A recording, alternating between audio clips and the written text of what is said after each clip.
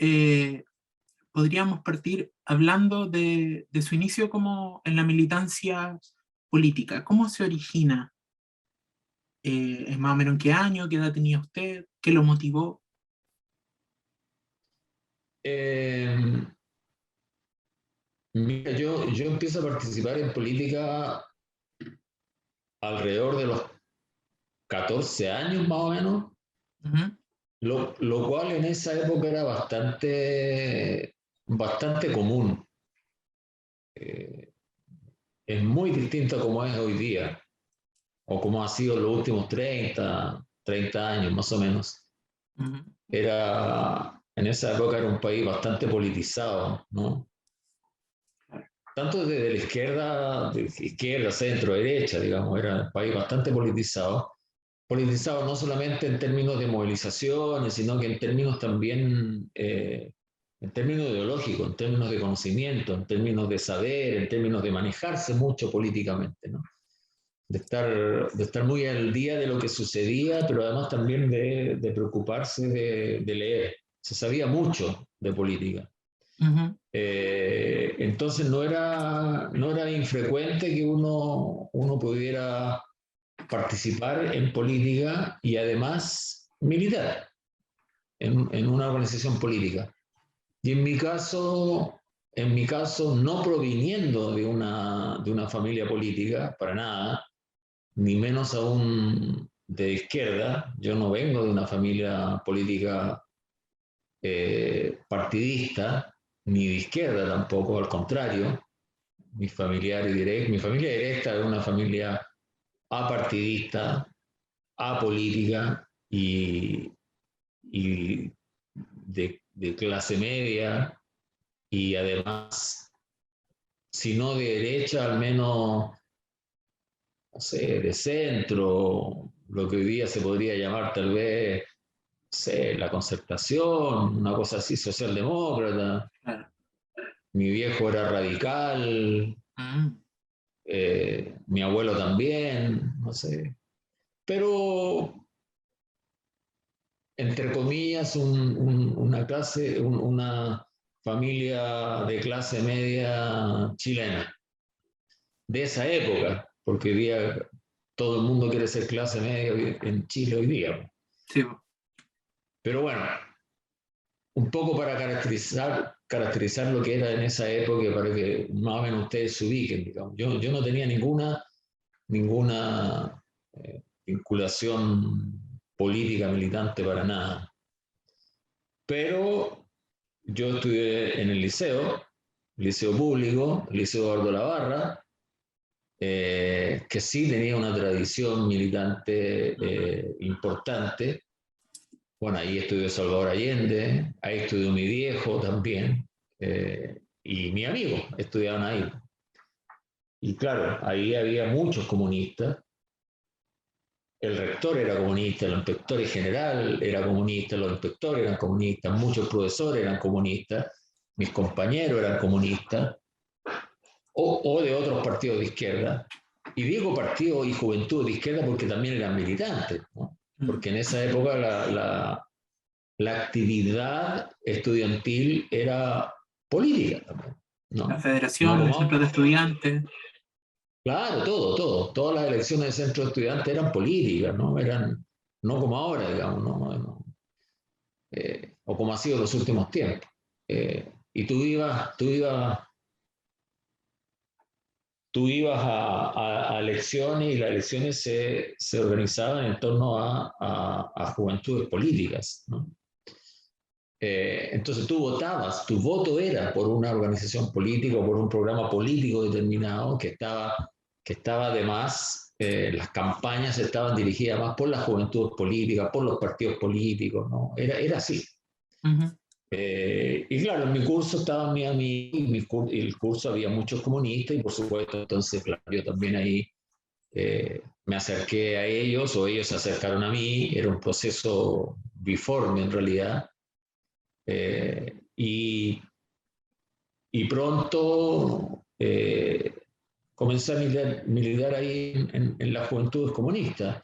Ahora, tampoco te puedo decir que fue un proceso claramente pensado, ni un proceso reflexionado, ni un proceso ideológico acabado, ni que yo hubiese estudiado los 51 tomos de Lenin, ni a todo Marx, ni a Engels, ni nada por el estilo, ¿no? Simplemente eh, era porque estaban todos ellos ahí, qué sé yo, para mí, claro, obviamente había leído, sabía algo, qué sé yo, y además porque estaba, para mí todo el mundo era comunista, ¿cachai? Ya iba a ser, y antes de eso ya estaba todo el auge de, obviamente, de la, de la posibilidad de que Allende presidente, se habían conformado los comités de unidad popular, que eran los comités que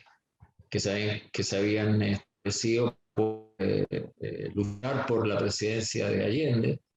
Bueno, en fin, había una serie de organizaciones, organismos que se crearon para luchar por ello. Estaba la brigada Ramón Aparra, había una efervescencia muy grande. Entonces era casi imposible no participar en eso, en ese gran proceso que se estaba creando, en ese gran sueño que se estaba creando.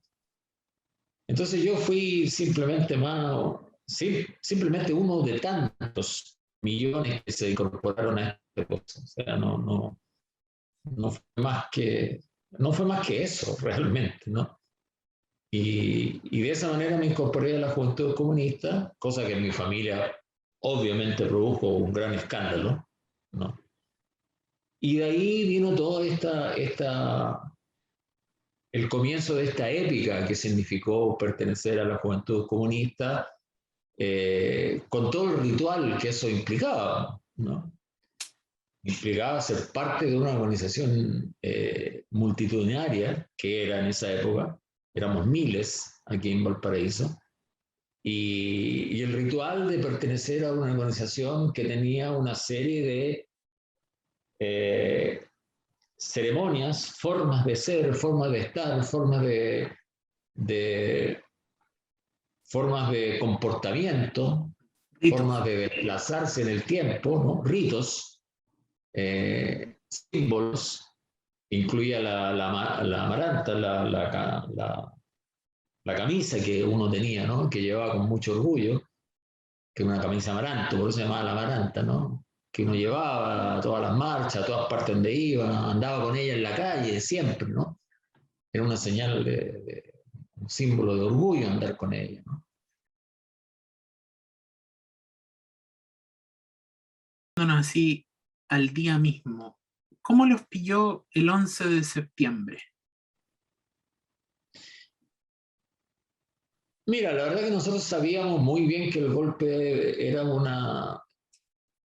no solamente era una posibilidad, sino que era casi una realidad. El golpe venía, el golpe estaba a la vuelta de la esquina, el golpe era cosa de días, de horas. Todo el mundo sabía que el golpe venía, ¿no? Y, y el partido en esa oportunidad, porque la juventud dependía del partido, nosotros dependíamos del partido. O sea, la juventud, como te decía antes, era masiva, teníamos miles de militantes, pero dependíamos del partido. El partido, el partido adoptó una política, en mi opinión, muy equivocada. Esto lo digo, lo decía en esa época, lo decía en esa época, pero mirando atrás ya, con el análisis que uno hace ahora, o de hace muchos años, estaba claramente equivocado. Adoptó la política de no a la guerra civil. Uno puede decir, claro, nadie quiere la guerra civil, nadie quiere la guerra, nadie quiere muertos, nadie quiere heridos, obviamente, ¿no? Nadie quiere la violencia. Pero lo que estabas haciendo tú era desarmando a la gente, defender el gobierno popular. Y mientras tanto, la derecha, el fascismo, las Fuerzas Armadas se estaban organizando hace tiempo para asesinarnos, torturar, hacernos desaparecer. Era un contrasentido, cuando deberían haber estado armándonos. Entonces, era complicado para nosotros, ¿no? Era complicado para nosotros decir, bueno, somos comunistas, supuestamente somos más revolucionarios y en la práctica éramos los más reformistas. En la práctica éramos los más moderados, ¿no? En lo que estábamos conteniendo, lo que estábamos poniendo la otra mejilla, en definitiva, ¿no? Me refiero a la dirección de los partidos, a los líderes de los partidos, porque la gente en la calle, la gente como nosotros, queríamos, lo único que queríamos eran las armas para poder defender al gobierno en la Unidad Popular. Entonces sabíamos que el golpe venía, ¿no? Y lo sabíamos no solamente porque se nos ocurría que iba a suceder, sino porque habían pasado muchas cosas. O sea, nosotros todos los días aquí en Valparaíso, todos los días literalmente nos enfrentábamos a la derecha en las calles, todos los días nos enfrentábamos a la derecha en las calles de Valparaíso, en todas las calles de Valparaíso, en combate cuerpo a cuerpo. Así como los que tuviste en el estallido aquí, con la policía, qué sé yo, todo, así eran con los grupos armados de la derecha, con los fascistas, con el comando Rolando Matos, con Patria y Libertad, así, eran cosas todos los días, ¿no? Entonces, o uno no podía salir a la calle porque Valparaíso es chico, y Valparaíso en esa época era muchísimo más chico todavía, y todos nos conocíamos. Entonces tú no podías salir a la calle solo porque sabías que te iban a reconocer. O ellos no podían salir a la calle solo porque sabían que nosotros lo íbamos a reconocer. Y tú encontrabas los rayados en la calle en contra del gobierno, sabías que te iban anunciando que venía el golpe, bueno, en fin. Entonces todo el mundo sabía. Además que en agosto del 73, ya habían detenido a los marinos constitucionalistas, los marinos que habían denunciado el golpe, habían denunciado a los oficiales de la Armada que estaban conspirando contra Allende. Y el gobierno de Allende los metió presos. Imagínate, o sea, el gobierno, o sea, los marinos, la marinería, denuncia a los oficiales porque están conspirando contra Allende, están organizando un golpe, y Allende no les cree y los mete presos y los torturan. Fueron los primeros torturados acá en Chile. Eso fue en agosto del 73. O sea, un mes antes del golpe. O sea, ¿qué más indicios quieres tú de que el golpe estaba ahí, venía? ¿No? O sea, era un escenario de altísima tensión. Claro, el país y la ciudad estaban absolutamente polarizada. Aquí era un campo de batalla, o sea, es muy difícil para la gente hoy día darse cuenta o siquiera imaginarse cómo era en esa época. Nosotros, por ejemplo, para darte un solo ejemplo, nosotros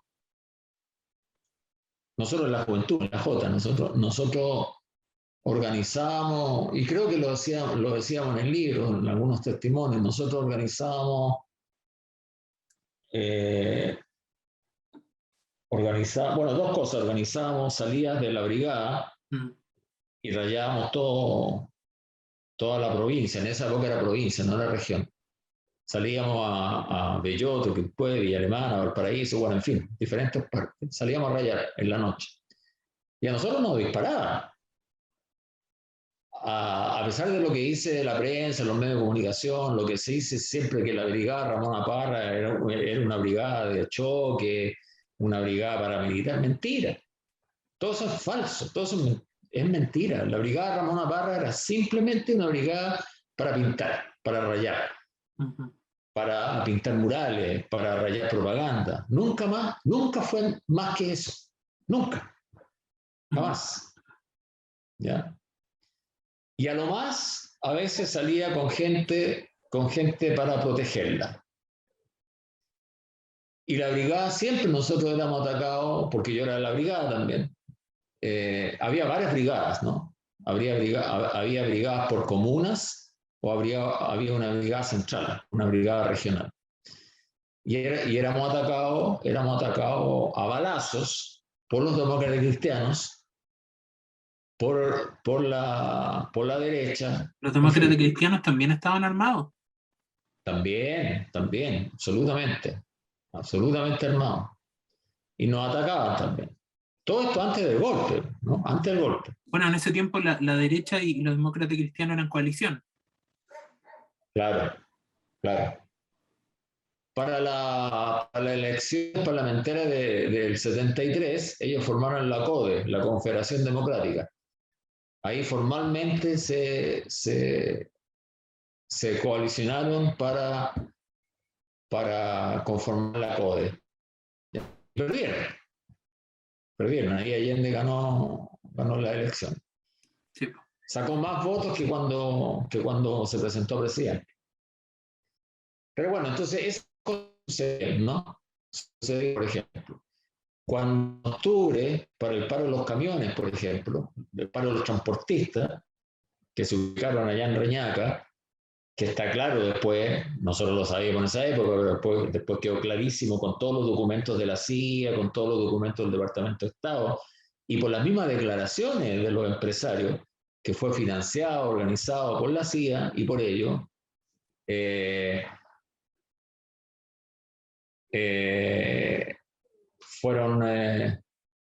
fueron integrantes de Patria y Libertad y la Marina los que le daban instrucciones. O sea, le dan instrucciones a integrantes de Patria y Libertad, que eran los mismos que después saboteaban los puentes, ponían bombas, ¿no? Era un grupo terrorista. Bueno, todo eso sucedía antes del golpe.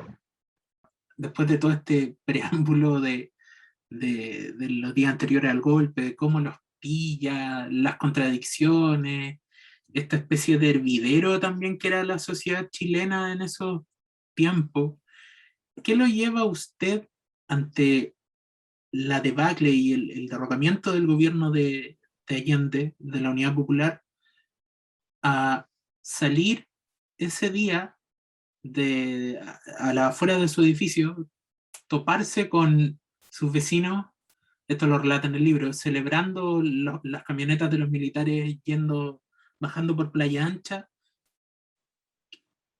¿Por qué? ¿Por qué? ¿Qué lo motiva? ¿Cuál era su motivación? Su ethos, no sé cómo decirlo. O sea, yo creo que lo mismo que me impulsó a salir como lo he dicho tantas veces, con ese revólver calibre 22 que la verdad que no sirve para nada.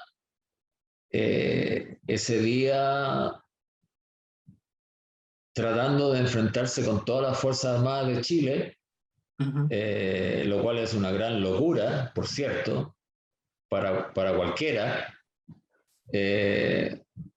Lo mismo que enfrentarse a todos tus vecinos y vecinos que eran gente común y corriente, eran gente como yo, o sea, eran empleados, eran trabajadores, no eran gente rica.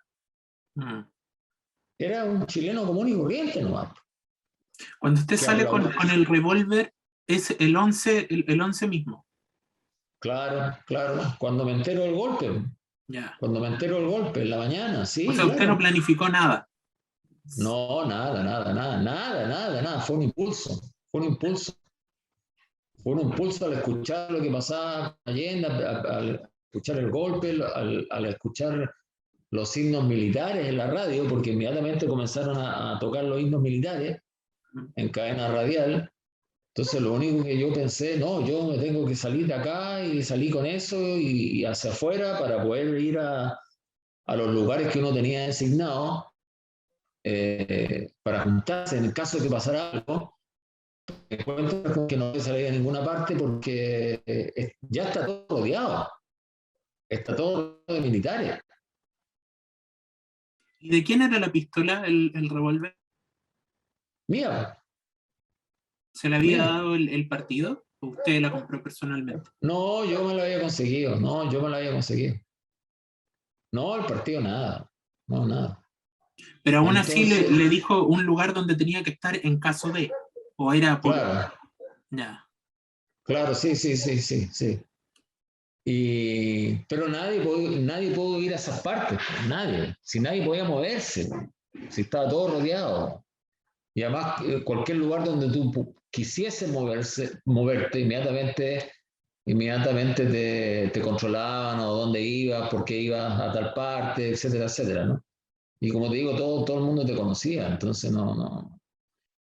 Bueno, y después de eso, entonces, claro, cuando estos vecinos comienzan a aplaudir a los camiones repletos de militares que van pasando por la calle, entonces yo ahí comienzo a gritarle, obviamente, pero ¿cómo es posible que hagan esto? Que hagan esto si esto es el fascismo, pero así, fuerte, ¿no? Con esas mismas palabras, si esto es el fascismo, no se dan cuenta de lo que ustedes están haciendo, ¿no? Entonces yo no, a mí no me cabía en la cabeza cómo esa gente podía aplaudir a los militares, porque esto no eran los Lucic, no eran los Angelini, no, no, no, esto no era Vitacura, ni tampoco lo Curro, no, no, este era un cerro de Playa Ancha, aplaudiendo a los fascistas, ¿no? Que estaban haciendo un golpe de Estado en nuestro país. Y esta gente común y corriente, como te digo, lo estaba aplaudiendo. Entonces eso era inverosímil para mí, era inverosímil. Entonces, por eso yo les gritaba, ¿no? No, no, no, no me cabía en la cabeza, no me cabía en la cabeza. Claro, entonces hasta ese momento, o sea, decir eso delante de todo, en el contexto de un golpe militar, que posteriormente, como todos sabemos, las consecuencias que tuvo con desaparecidos, con asesinato, con torturado, con violada y violado, claro, tú te das cuenta que es una locura. Pero claro, eso lo sabes ahora, en ese momento no te imaginabas la magnitud de esto, ¿no? Entonces, cuando eventualmente, y además que cruzando la calle estaba la escuela de sanidad naval. O sea, había guardias Sí, po. marinos ahí también, po, guardias armados, po. Eso lo toman detenido usted Claro, y lo llevan claro. al estadio Elías Y ahí Figueroa. me llenan el estadio. Entonces es ahí cuando me toman detenido y el oficial o el suboficial le dice al tipo que me apunta en la espalda, me pone el fusil en la espalda y le dice, si se mueve lo matas. Mm, Entonces ahí es cuando por primera vez yo tomo conciencia de que esto es verdad, digamos, esto es realidad, que no es juego, ¿sí? Pero aún así, ni aún así uno podía realmente darse cuenta de lo que está sucediendo. No, no, mm, no. Era imposible. O sea, ¿quién ha vivido un golpe de Estado antes? Nadie, claro. nadie. ¿Quién ha vivido un golpe de Estado antes quién había vivido de nosotros un golpe de Estado antes en Chile, siendo tan joven? Nadie. Nadie se podía imaginar lo que podía hacer, lo que podía suceder. Nadie de los vecinos que estaban ahí podía siquiera imaginarse lo que esto podía suceder. Nadie. No. Por eso aplaudían, po.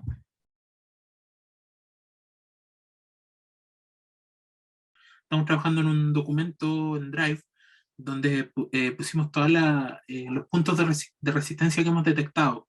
Queremos hacer una cartografía de los puntos de resistencia.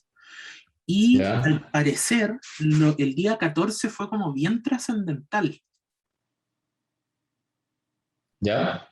porque hay muchos, muchos puntos, muchos. Está en la escuela naval una persona abatida en el regimiento Maipo, está el hijo del alcalde de Viña en ese entonces, que era militante de la JS, que intentó hacer algo en el mall, en la Esmeralda, cuando estaba detenido. Y está algo que a mí me pareció realmente fascinante, que es miembros de la CUT que se internaron en el estero de Avenida Argentina, esperando armas. Y Mm. también en Plaza Victoria hubo una balacera. Sí, Entonces parece que el 14 fue como un día, como el día D, por así decirlo. sí. Sí, mira,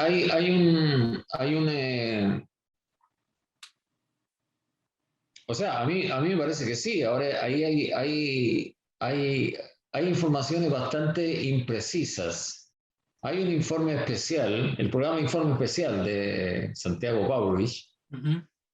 que hizo hace, puta, ya no me acuerdo, hace un par de años atrás. Tiene que estar ahí En internet. en internet.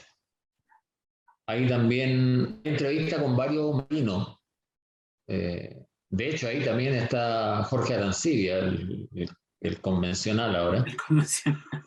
claro, donde sale diciendo que la situación era tan confrontacional en esa época que si fuera por él tomaría una metralleta y saldría a los cerros a matar comunistas, ¿no? Ujú. Eh, el que ahora es convencional, por supuesto. Pero bueno, va a escribir la nueva constitución. Pero ahí también me entrevistan a mí, ¿no? Sobre el 14 de septiembre. Entonces ahí yo menciono algunos lugares que se sabe que fueron atacados por esta gente que tomó en sus manos eh, la resistencia de Valparaíso, a pesar de que sus partidos, sus movimientos no lo hicieron, ¿no? Eh, por ejemplo, la comisaría de Playa Ancha, en Aguayo, en la calle Aguayo, ¿no? Ujú. Que está ahí cerca del DPA, del Deportivo Playa Ancha, por ejemplo. ¿Eso también fue el Eh, 14? sí, todo esto el 14, todo Wow. esto el 14. Eh, en la avenida ahí la comisaría Barón, en Eusebio Lillo. Ya no está la comisaría Barón ahí en Eusebio Lillo, que está detrás de la avenida Argentina, paralela, en la calle paralela a la avenida Argentina, por detrás, a la avenida Argentina, digo, por detrás, hay un colegio ahí ahora, me parece. Bueno, ahí en la Plaza Victoria una balacera grande. En la Avenida Argentina otra gran balacera. Eh, en- Se supone que había francotiradores también ahí en el diario La Unión, que estaba ubicado ahí en el arzobispado, donde está el arzobispado del Paraíso, estaba el diario La Unión. Eh, También en la Escuela de Medicina de la Universidad de la Chile, que en ese momento era la Claro. Chile, Química y farmacia. que es Química de Farmacia ahora, donde por muchos años todavía quedan los orificios de bala. No sé si todavía estarán los edificios de bala ahí Sí, continúan ahí. estaban ahí, claro, donde también se suponía que había gente arriba, francotiradores. Bueno, en fin, hay varios lugares y comisarías que se atacaron, aparte de ahí de la escuela naval, qué sé yo, había otra pequeña fortificación ahí en el Membrillo de los marinos, que también fue atacada. Y digo, se supone porque también hay muchas informaciones eh, contradictorias, ¿no? Mucha balacera en la Avenida Argentina, no sé, en Pedro Montt, en los cerros de Valparaíso, no se sabe muy bien, se reconocen 20 muertos, alrededor de 20 muertos, muchos de ellos según la línea de fuego cruzado, es decir, de que los marinos no sabían dónde estaban disparando, los milicos no se sabían dónde estaban disparando, entonces se disparaban los unos a los otros. El diario El Mercurio dice también al día siguiente que había varios terroristas muertos, pero sin embargo después la Armada dice que no, que en realidad no, que en realidad era gente de ellos mismos que se mataban entre ellos porque no sabían a quién le estaban disparando. Entonces, mira, yo después de las torturas en la Academia de Guerra, por ejemplo, esto fue en diciembre del 73, diciembre del 73, por ejemplo, yo fui a parar al Hospital Naval. En el último piso del Hospital Naval ellos tenían acondicionada una pieza especial para prisioneros políticos que venían de la Academia de Guerra, del Silva Palma, de los buques, y eran presos que ellos mejoraban para después devolverlos a los lugares de tortura para seguir torturándolos. Y cuando yo llegué ahí, en algún momento, porque ahí había médicos, había enfermeras que eran cómplices de la tortura, y además había guardias armados en la misma pieza, ¿no? Y ahí los guardias se reían de mí y me decían, así que el otro día nos estáis tirando desde los techos del frente, ¿no? Nos estáis tirando del techo de tu casa, man, y se reían, ¿cachai? Porque yo vivía al frente del Hospital Naval. Mi casa familiar estaba al frente del Hospital Naval, ¿no? Entonces estaba toda esa confusión del día 14 de septiembre. Ahora, de que eso sucedió. O sea, eso no hay ninguna duda al respecto. Y yo he conversado con gente que participó en eso, ¿no? Ahora, como te digo, en esa época las informaciones, las comunicaciones no son como lo que son ahora. Y no hay redes sociales como las que hay ahora, como las que hubo durante el estallido, que tú puedes grabar todo, no existía nada de eso. Entonces, todas las informaciones que puede haber son solamente de boca en boca, y en esa época recuerda que había censura absoluta de todos los medios de comunicación. Todos los medios de comunicación, incluidos los de la derecha, incluidos el Mercurio y la Estrella, en Valparaíso, por ejemplo, tenían sensores militares, ¿no? Por lo tanto, todo lo que salía pasaba por ello, ¿no? Y los partidos también, bueno, aparte de estar desintegrados por la misma violencia del golpe, tenían también su parte militar compartimentada, ¿verdad? Es que los partidos políticos, a ver, los partidos políticos lo que tenían en realidad lo que tenían lo que tenían los partidos políticos eran, tenían algunos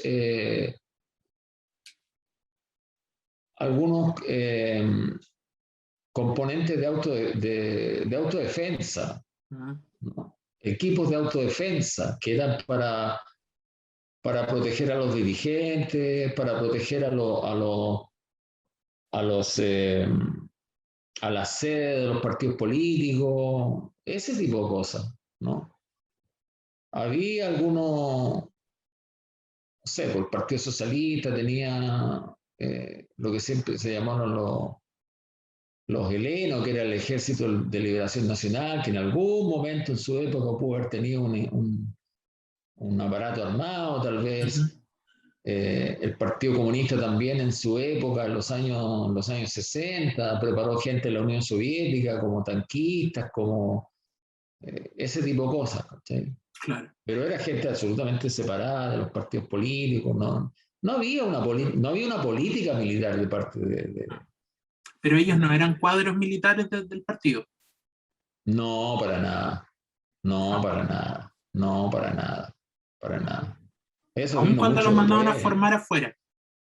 Aun cuando los mandaban a formar.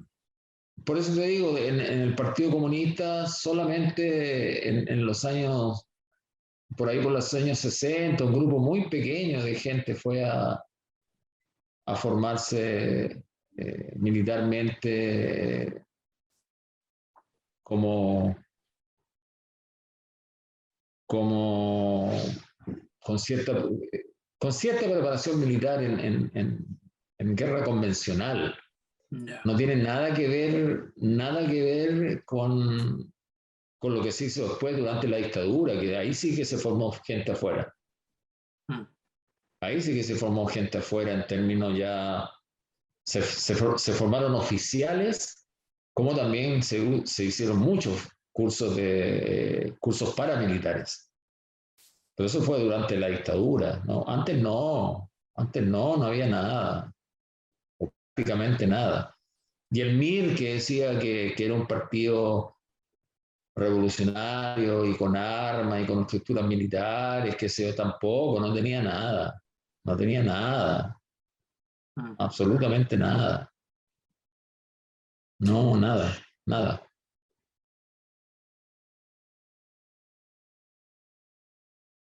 Hubo mucha delación de parte de la democracia cristiana, de la derecha también, por supuesto, y de la democracia cristiana. Ahí había dos centros alumnos.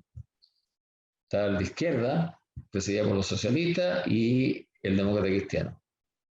Y ahí uno de los que colaboró con las listas negras que entregaban al Servicio de Inteligencia Naval fue Hernán Pinto, que después fue alcalde de Valparaíso por varios periodos. Claro. Él entregaba nombres también al Servicio de Inteligencia Naval. Bueno, y él entregó nombres de todos los integrantes de la juventud de ahí de la Escuela de Derecho. Entre ellos nosotros. Y por eso nos expulsaron, qué sé yo, varias gente. Bueno, eventualmente nos detuvieron a varios de nosotros que trabajábamos en el trabajo de propaganda. Y ahí fue cuando nos llevaron a la Academia de Guerra, ahí fue cuando nos torturaron, ahí ahí fue la tortura mucho más dura, ahí fue con golpe, con puño, con patadas, con corriente eléctrica, mucha corriente. Ahí fue en el cuartel Silva Palma, pero por sobre todo en la Academia de Guerra. La Academia de Guerra era el lugar donde te torturaban, que era en el cuarto piso de la Academia de Guerra. Y ahí fue donde terminé en el Hospital Naval.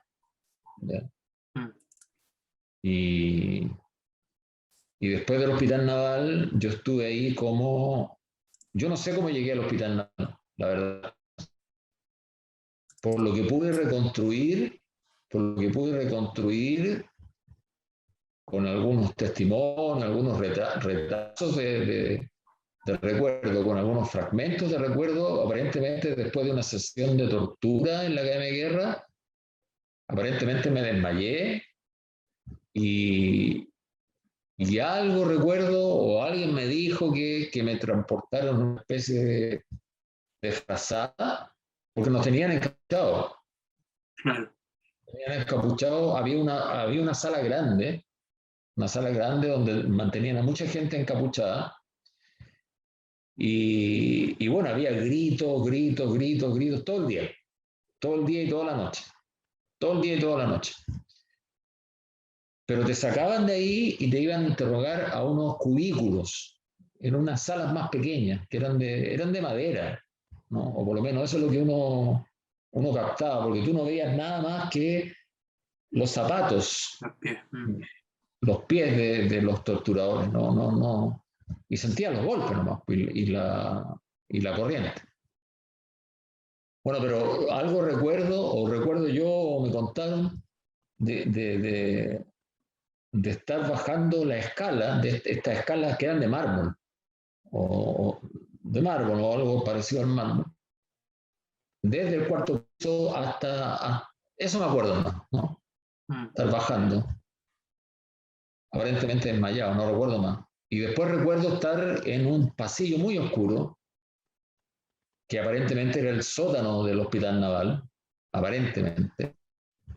Y después aparecer en esta pieza que les digo yo, que está donde había médicos, enfermeras, qué sé yo. Había otro preso político ahí también. Y estaba en el último piso del hospital. Y ahí estuve. Y cuando estaba ahí llegó otro compañero, mayor que yo, y que estaba muy alterado y hablando incoherencia. Y ahí me entero que había tratado de suicidarse en la academia, de guerra. Había intentado tirarse desde el cuarto piso. Y algo le inyectaron a él, algo le inyectaron para calmarlo, no sé qué, no sé qué habrá pasado con él. Y ahí yo estuve como 10 días y perdí mucho peso, mucho peso. Y recuerdo que en un momento, como a los 10 días, creo, aunque no recuerdo bien, pero como a los 10 días alguien me dice, no sé si una enfermera me dice que me venían a buscar. Y eran dos tipos que eran del servicio de inteligencia. Nada. Y en una ambulancia me llevaron a la Academia de Guerra, nuevamente. Siempre encapuchado o vendado. Me llevan a la Academia de Guerra. Yo había bajado mucho de peso, mucho peso. Y me llevan a la Academia de Guerra y me dejan recostado sobre la pared y se van. Y el tipo que estaba de guardia, no sé, alguien tiene que haber, me vio y me dijo, oye, pero no pueden dejar a este tipo así si está muy mal, dicen, ¿no? Y debo haber estado muy mal porque me trajo una silla para que me sentara. No se podía mantener en pie. Claro, claro. Y me trajo una silla. Y en algún momento alguien llegó y me llevaron, alguien de uniforme, porque yo la foto. Claro. Y me subieron al cuarto piso. Me subieron al cuarto piso, apenas. Y en esa subida del cuarto piso, o al cuarto piso, la voz, a uno de los torturadores, de los jefes de los torturadores le decían el doctor, y al otro le decían el inspector. Y la voz de uno de ellos, que era la voz del doctor, le preguntó al otro, ¿este es el tricot? Y la voz del guardia le dijo, sí. Y la voz del doctor le dijo, apróntate contra tu madre que te vamos a sacar la chucha, dijo. Eso fue todo. Y desapareció la voz. Y el guardia siguió subiendo conmigo, me dijo, no te preocupes, me dijo, si él le dice lo mismo a todos, tranquilo, qué sé yo, etcétera, etcétera. Y seguimos subiendo, yo no veía nada más. Y el guardia me preguntó si tenía teléfono en mi casa. Y si mi familia sabía que yo estaba ahí. Entonces yo pensé y dije, bueno, no pierdo nada, total, yo ya estoy preso. Y mi familia no sabían que yo estaba ahí, no tenían idea. O sea, hasta ese momento yo estaba desaparecido. O sea, ya estaba desaparecido hacía 2 semanas, 3 semanas, no recuerdo bien. Así que le di el teléfono al guardia, que era joven, de acuerdo a la voz que tenía. Y llamó por teléfono. Llamó por teléfono a la casa y esa fue la primera vez que supieron que yo estaba en la academia. Bueno. Supieron que estaba preso, que estaba en la academia y que por lo menos estaba vivo. ¿No? Así que eso fue interesante. Pero ahí continuó de nuevo la tortura. Bueno. Y después de ahí ya no salí nada. O sea, después del hospital a la academia, de la academia después nos llevaron a un campo de concentración. El campo de concentración de Isla Riesco, que estaba en Coyihuay. Está en el valle, en un valle ahí en Coyihuay. Y un campo de concentración que obligaron a construir a los prisioneros, a un grupo de prisioneros del barco Lebu. Y ahí nos llevaron a fines de diciembre del 73, si no me equivoco. Y allá estuvimos hasta abril del 74, más o menos. Wow. Sí. Y el campo es igual al campo de concentración que ustedes ven en las películas. Los campos de concentración nazi. Igual. Exactamente igual.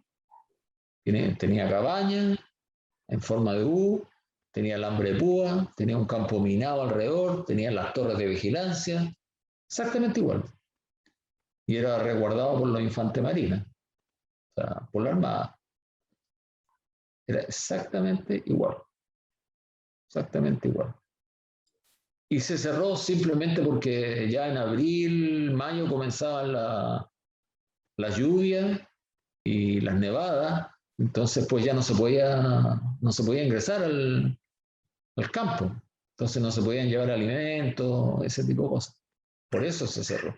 Y ahí nos llevaron de vuelta al Silva Palma, al cuartel Silva Palma, que era colindante con la academia, estaban unidos por dentro, y ahí nos llevaron a la cárcel pública. Esa fue la última estadía, ahí estuvimos hasta el 75. Usted estuvo 2 años detenido. Como un año, ¿Mm? sí, como un año y medio, porque a mediados de junio nos tomó la Interpol, la Policía Internacional, nos llevó a Santiago, a General Maquena, donde está investigaciones, y a expulsarnos del país. Ahí nos expulsaron del país, a 3. Éramos 3 del grupo, 3 de la Juventud Comunista. Entre ellos Mauricio Reolés, Ya. que me imagino que conocerán ustedes, Por supuesto, pues, por por supuesto. supuesto. ¿Quién no? Obviamente. Es un habitué ¿Quién no? en la UPLA, escucharlo Ah, siempre. claro, sí. Él llegó Y- a ser famoso, yo no. Claro. no, si usted igual es célebre, usted igual es célebre. Bueno, claro, claro, fue como un año y medio más o menos, un año y medio más o menos. Le hizo un reportaje que ganó un premio en el Museo de la Memoria. No sé si puedes contarle, Joaquín, algo más sobre tu reportaje, tu trabajo. Ah, sí, trabajé sobre los centros de detención flotantes. En este caso me enfoqué en la Esmeralda, el Lebu y el Maipo. Ah, Eh, Porque era un tema poco tocado, interesante y me pareció novedoso. Ahí hablé con Ricardo Tobar, que ajá, de los marineros constitucionalistas, y con varias personas más. Así que estuve trabajando con eso, un tema que me interesó y hasta ahora sigo todavía con ello, ya, eh, metiéndole más información, porque ya, cada día aparece alguien nuevo que quiere contar, quiere hablar y va apareciendo información. Lo que sí ahí ha costado bastante que las mujeres quieran contar. Parece que fue bastante duro para ellas estar en esos sí, lugares. sí, Sí. sí, difícil. Mira qué ¿Usted bueno, qué interesante. estuvo con mujeres también, don Tito, detenido? Sí, sí, sí, también, Mm. sí. Nunca me interrogaron junto con ninguna de ellas, pero estuve con compañeras en el Silva Palma, las vi. Estuve, porque en algún momento nos cruzamos. Hubo compañeras de la J que estuvieron ahí. Y una compañera que estábamos en celda opuesta, y una compañera que durante la noche gritaba durante toda la noche, y se golpeaba la cabeza. Se quería matar, se quería matar porque la habían violado reiteradamente, y una cabra así, 15 años, una cabra joven, liceana, y se golpeaba permanentemente en la cabeza, eh, la cabeza contra la pared, quería suicidarse, Claro, horrible. horrible, y la veía ahí, bueno, terrible, pero a mí nunca me interrogaron con ella, no, nunca. Pero claro, la pasaron muy mal, ¿Usted en muy, ningún muy momento mal la pensó gente. en la salida del suicidio? ¿Yo? Ujú. No, nunca. No, jamás. Nunca. Pero hubo muchos compañeros y compañeras que sí, po. Sí. Yo creo que todo depende no sé, bueno, la mente funciona de manera muy, muy compleja y difícil, difícil realmente de discernir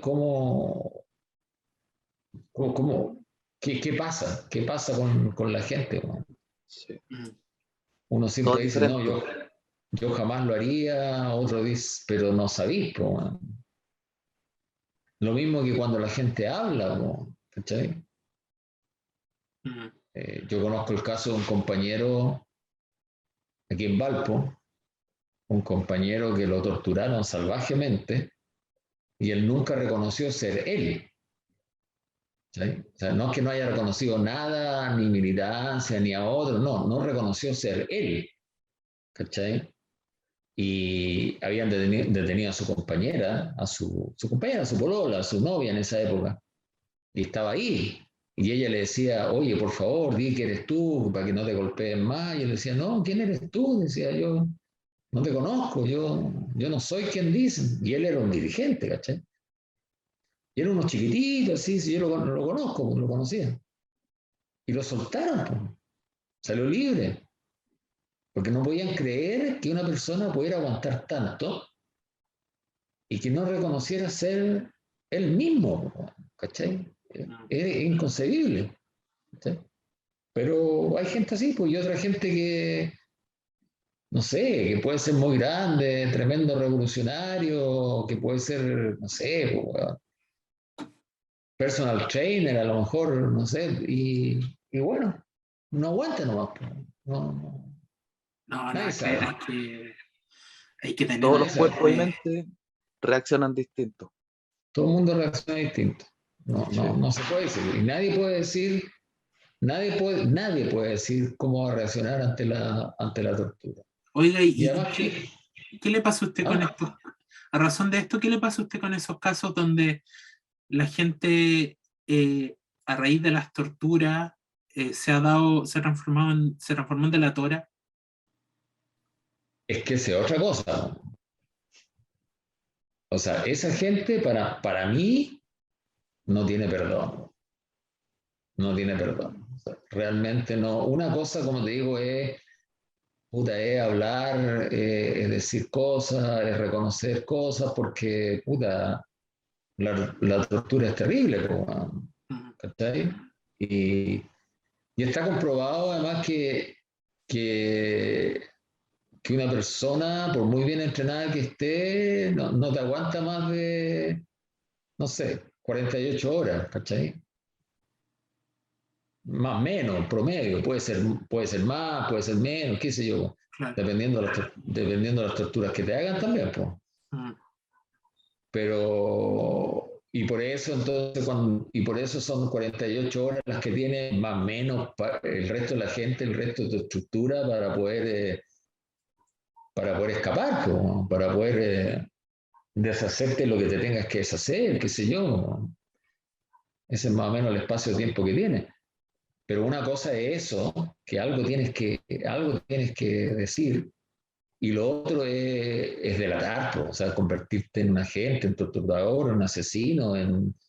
No, no, eso no tiene perdón.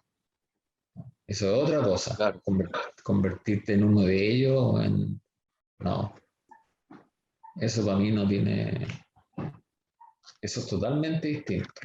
Y ha habido muchos casos, po. Sí, po. Ha habido sí, muchos varios, casos. Entonces no, sí. Los más no, conocidos, el Fanta, el Romo.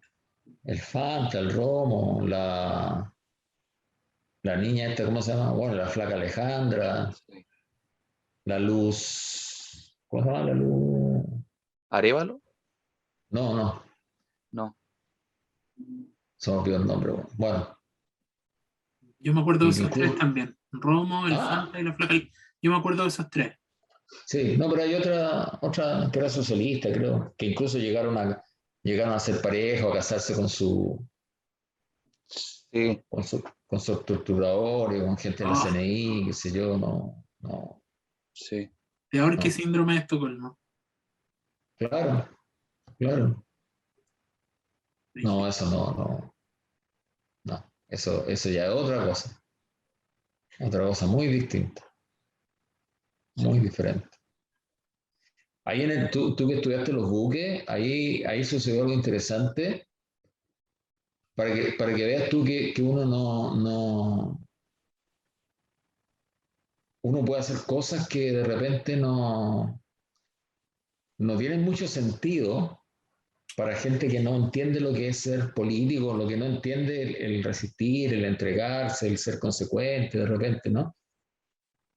O gente puede pensar que es una locura, o a lo mejor uno mismo lo dice ahora y es una locura, ¿no? Pero en el Maipo, por ejemplo, lo que yo te dije que no nos habían dado comida, no nos dieron agua, nada, ¿no? Pero llegó un momento, creo que fue el día, el golpe fue el martes, creo que el día jueves, el día jueves creo que fue,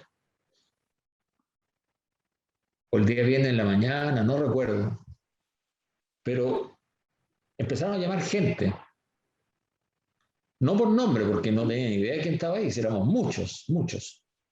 Entonces empezaron a llamar gente, dijeron ya, 10 personas, que subieran 10 personas, cualquiera. Entonces ya, subieron 10 personas y no volvieron, ¿ya? Entonces nosotros no sabíamos qué iba a pasar, nosotros pensamos que lo habían matado, ¿ya? Claro. Después, ya, 10 personas más no volvieron. Chucha, entonces nosotros dijimos, bueno, mataron 10 personas más, pues, bueno.